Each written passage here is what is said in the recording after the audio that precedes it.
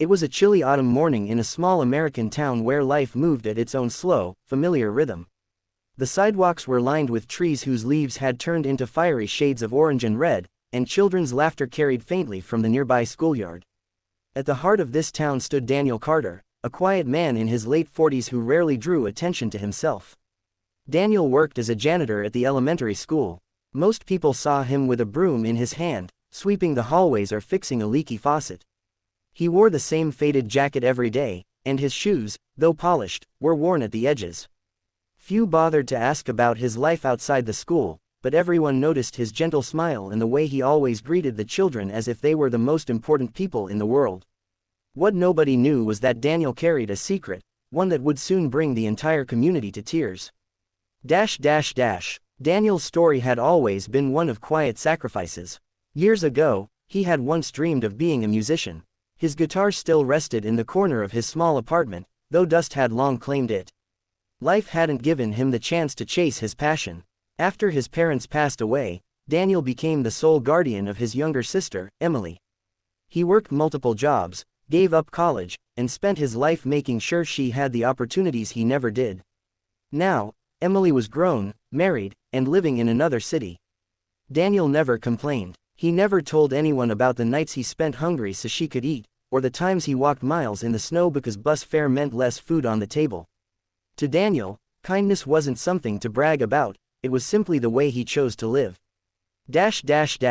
One crisp morning, as Daniel swept the school's entrance, he noticed a boy sitting alone on the steps. The child's shoes were ripped, and his backpack looked far too small for his growing frame.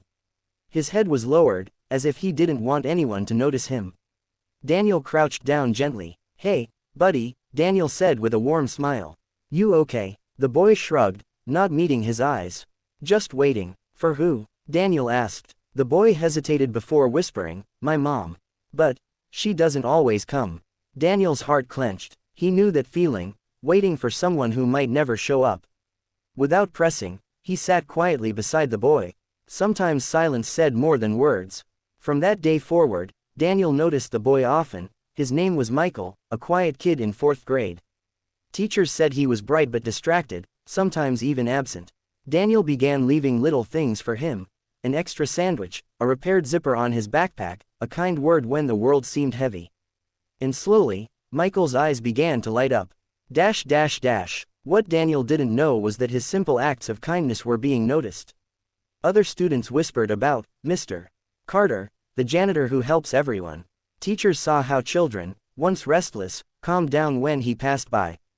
Parents began to hear stories at dinner tables about the man who fixed toys, mended shoes, and offered words of encouragement when nobody else seemed to care. But still, Daniel thought of himself as invisible.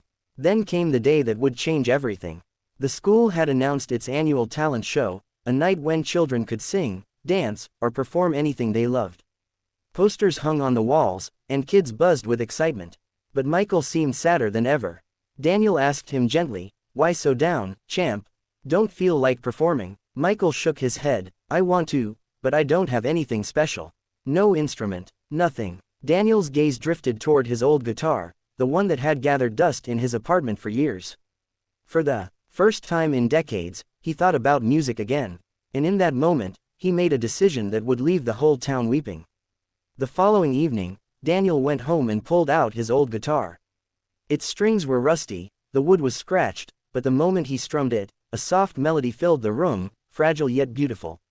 Memories came rushing back, the nights he had dreamed of playing on stage, the songs he had written but never shared.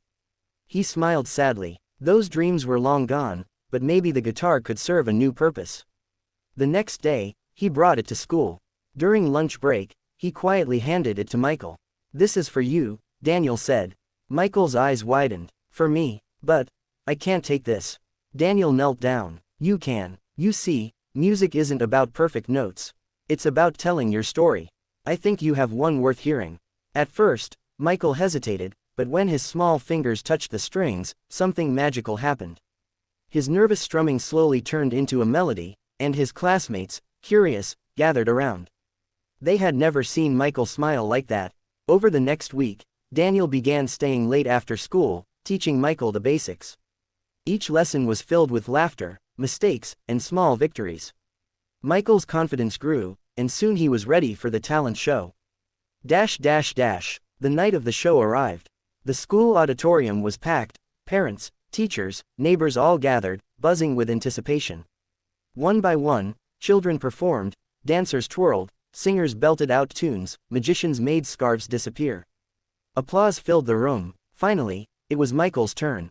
He walked nervously onto the stage, clutching Daniel's old guitar. Whispers filled the hall.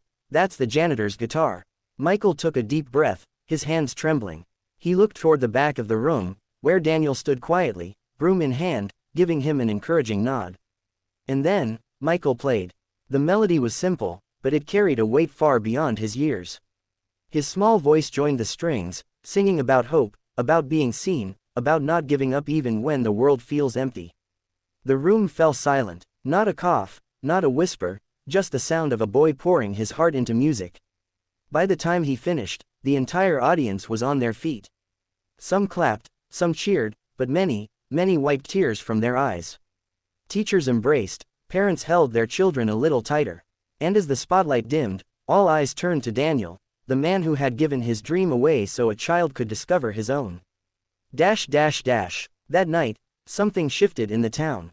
People realized that the quiet janitor they had walked past every day wasn't just sweeping floors, he was sweeping away loneliness, pain, and despair.